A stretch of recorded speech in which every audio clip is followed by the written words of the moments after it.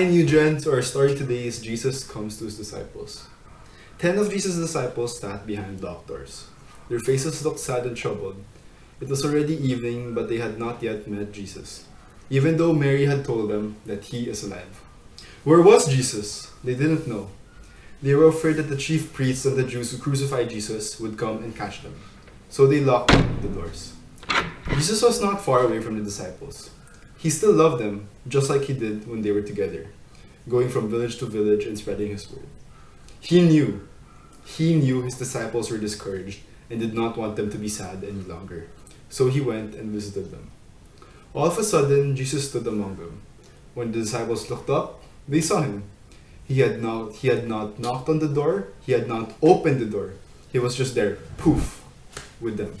At first, the disciples were very afraid, as if they had seen a ghost. How could Jesus enter their room when the doors were locked?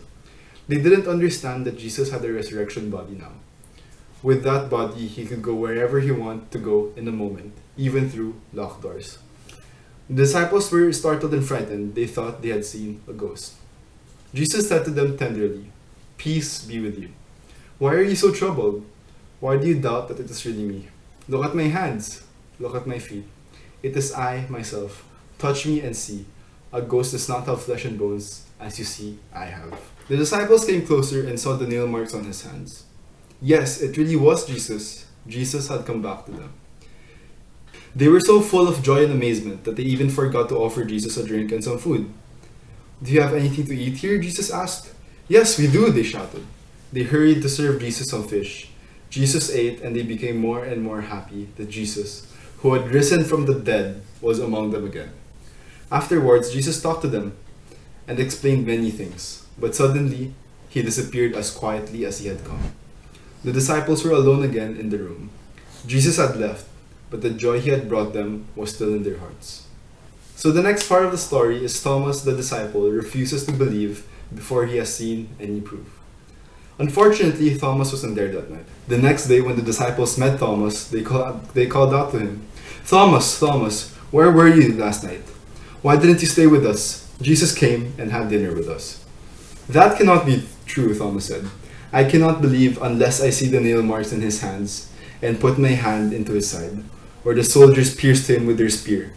The disciples understood because they too had not believed Mary when she told them that she had met the risen Jesus.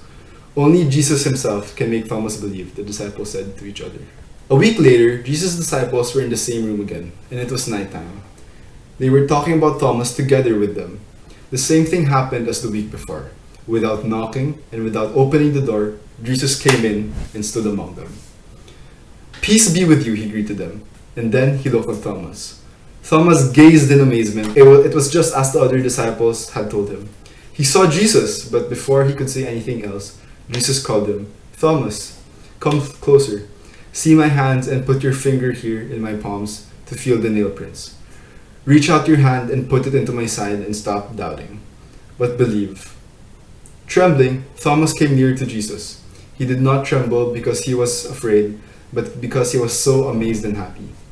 Jesus let him touch his scars. Then Thomas called out, "My Lord and my God." Then Jesus said to Thomas, Because you have seen me, you have believed. Blessed are those who have not seen me and yet have believed." Jesus knew that he would not be too much longer with his disciples. In a short time, he would return to heaven. Then his disciples would not see him until he came back at the end of the world. But Jesus wanted them to believe, even when they would not see him any longer.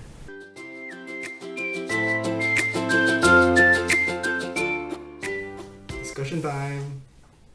So, our questions for this story are, which one of the disciples said he wouldn't believe Jesus had he returned unless he saw the nail prints? Why do you think he had to see the material evidence to believe it was Jesus? And what kind of things caused you to doubt? How do you turn your doubt into faith?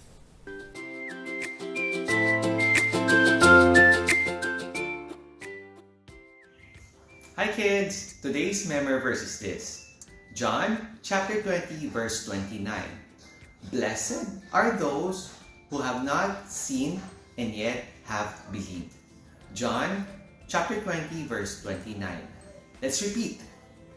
John chapter 20 verse 29. Blessed are those who have not seen and yet believed. John chapter 20 verse 29.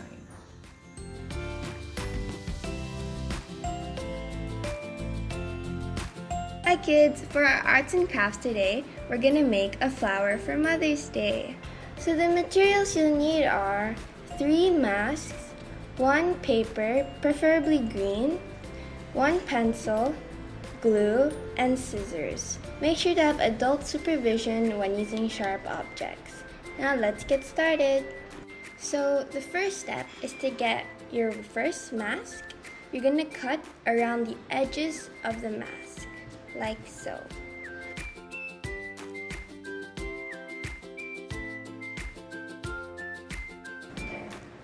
Just like so. And then, after you're done cutting your first mask, you're gonna open it a little bit, just like so. It's a little bit loose, so it'll look like that. And then what we're gonna do is we're gonna fold this part, this bottom part. We're gonna fold it up, just like so.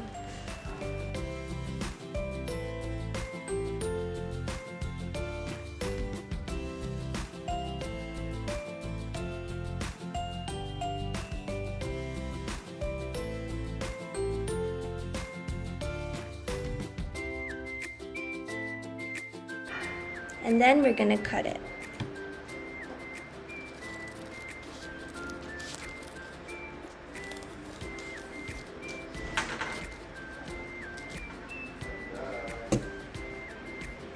Just like that. And then we're gonna repeat this for our other 2 masks.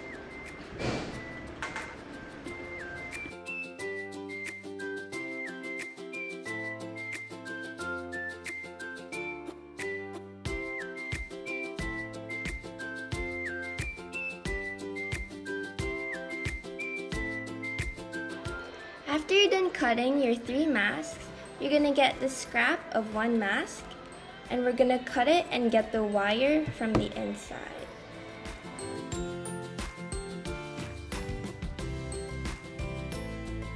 And after you're done getting all your materials, you're gonna start stacking up your cut masks. So we have to make sure it's flat and facing it the correct ways.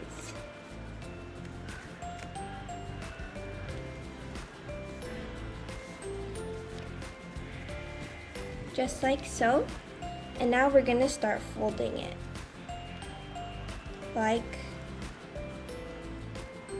an accordion. So like that, and then we go front and back.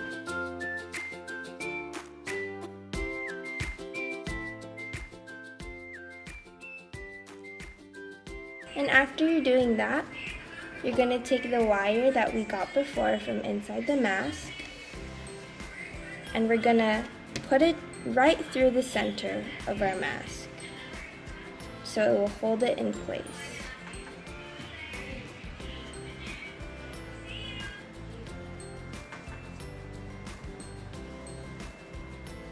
Just like so. And then we're gonna start twisting the bottom. Just like so. And after we have our folded up masks, we're gonna take the first layer of mask, the pink one, or whatever color you have, and we're just gonna start pushing it upwards like so,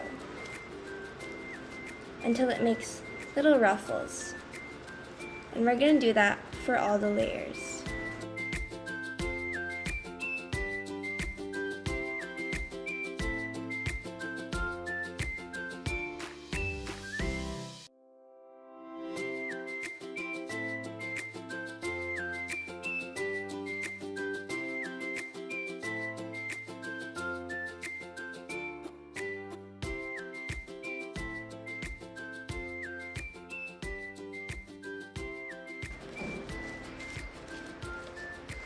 Now we're just gonna fluff it up a little bit so it's more fluffy and looks more like a flower.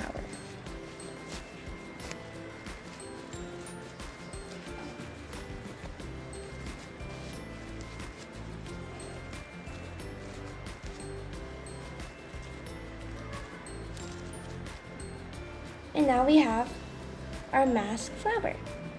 Now we're gonna get our green paper and our scissors, and we're gonna cut it as so.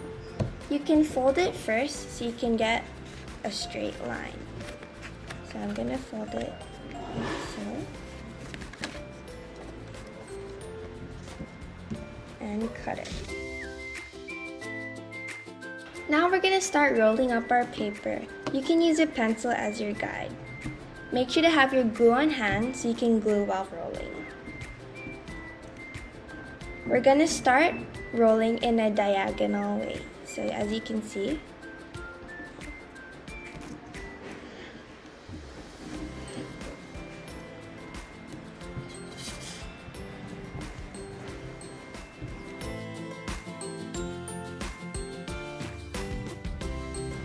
and now you have your rolled up stick.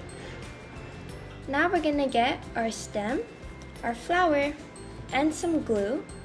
We're gonna get the top of the stem and we're just gonna put a tiny bit of glue inside. And then what you're gonna do is you're gonna get your flower. And remember when we got the wire from inside the mask? We're gonna put the wire through the hole of our stem. We're just gonna fluff up our flower a little bit. And here we are, a flower for Mother's Day.